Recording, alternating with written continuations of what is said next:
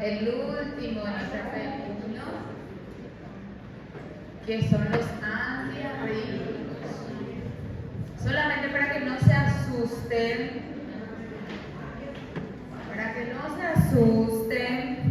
tenemos, según la clasificación de Vaughan-Williams, 4 clases de familia de antiarrítmicos.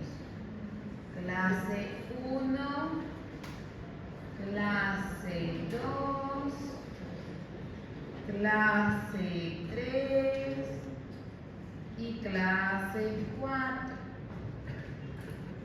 La clase 1 todavía no vimos, bloquea canales de sodio.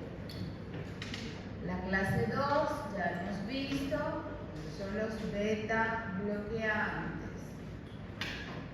La clase 3 son los que bloquean canales de potasio y la clase 4 son los que bloquean canales de calcio.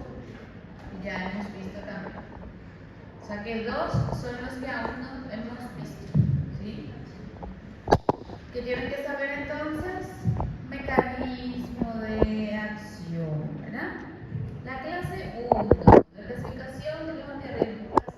Bloquean canales de calcio. Falso, bloquean canales de sodio. ¿Sí? Por ejemplo. Entonces, para hablar de antiarrítmicos, vamos a hablar de nuevo del potencial de acción de membrana en las fibras autoexcitables, las células autoexcitables del corazón y también de los miocardiocitos.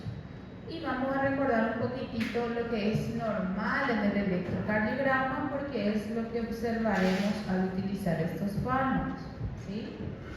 Ahí tenemos entonces la estructura del sistema cardionector, que le llamamos, ¿verdad? Vamos a tener los impulsos eléctricos que van a hacer entonces, van a tener un efecto de estimular a las células de trabajo del corazón, ¿sí? Y vamos a tener por ende la función de los miocardios. El ritmo inicia en el nodo sinusal, por eso nosotros le llamamos a ellos el marcapasos natural del corazón, ¿verdad? El ritmo que rige el nodo sinusal es de 60 a 100 latidos por minuto, ¿sí? El segundo al mando es el nodo auriculoventricular, que rige un ritmo de 40 a 60 latidos por minuto.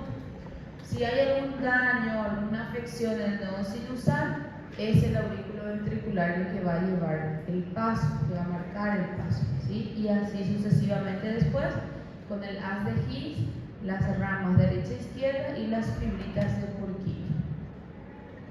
Eso yo puedo observar en el electrocardiograma como la despolarización auricular, la despolarización ventricular y la repolarización ventricular, ¿sí?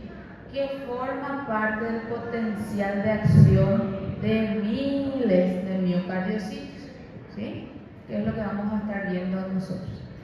Más adelante les voy a hablar entonces de nuevo el potencial de acción de los miocardiocitos y también de las células autoexcitables, de los nodos, ¿sí?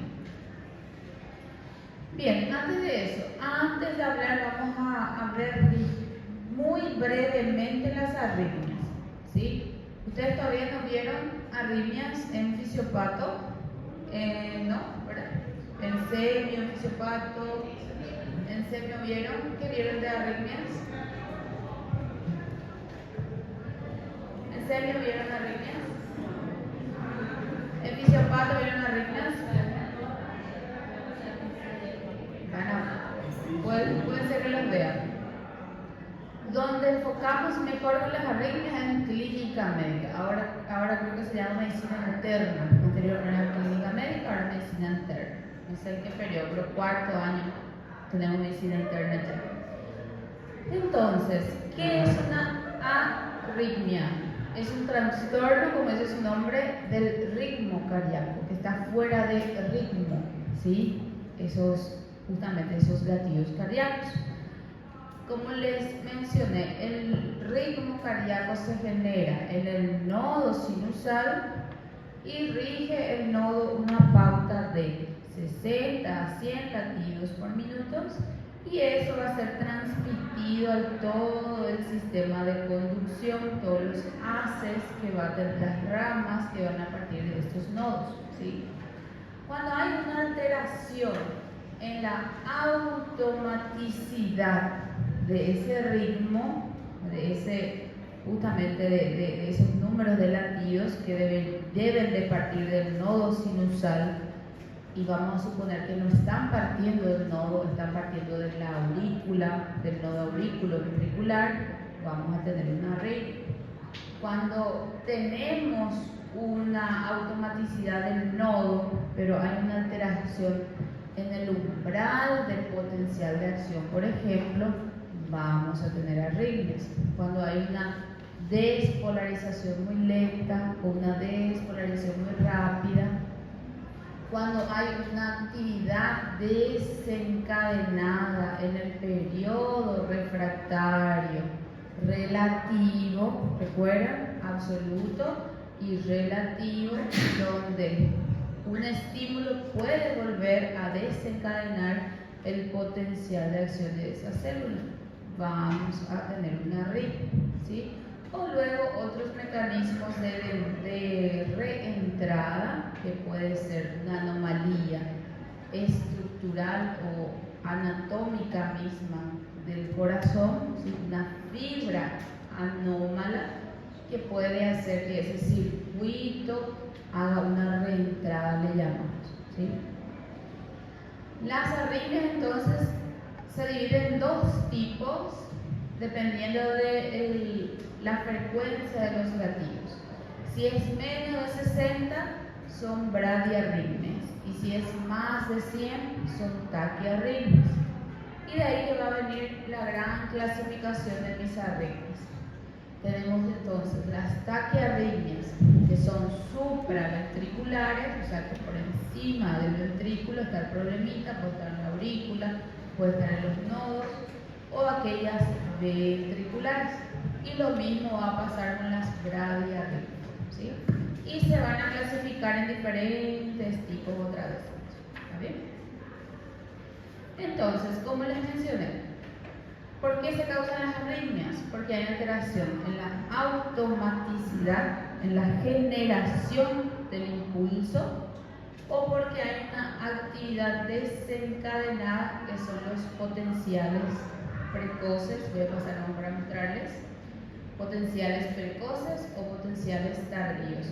Recuerdan que en el potencial de acción nosotros teníamos un tiempo que es refractario absoluto, en donde esta célula no va a responder a ningún estímulo, y tenemos un periodo refractario relativo, en donde la célula sí podría responder a un estímulo, pero de menor amplitud, ¿sí? Entonces tenemos una respuesta de la célula, va a generar una arritmia.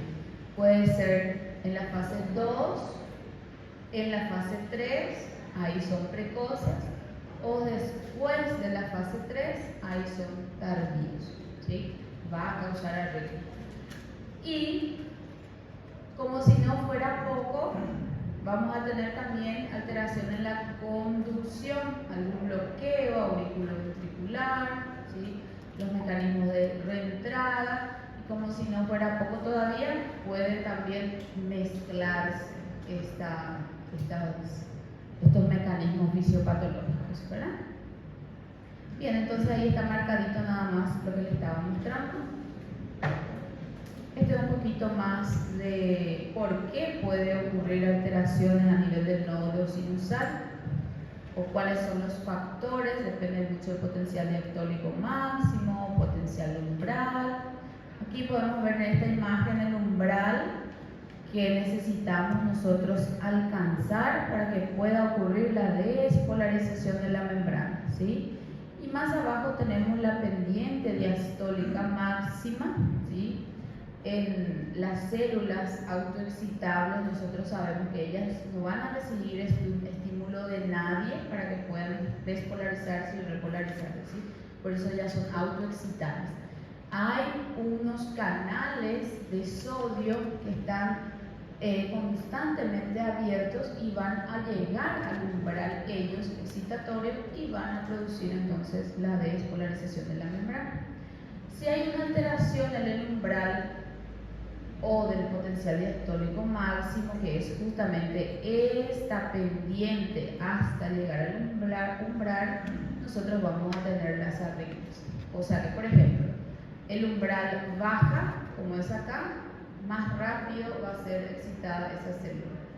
O por el contrario, si el pendiente, la pendiente diastólica máxima sube, más rápida se va a excitar esa célula, ¿sí? Entonces son potenciales o son variables, mejor dicho, a llevar en cuenta en la hora de alteración de la frecuencia del nodo sinusal, ¿sí?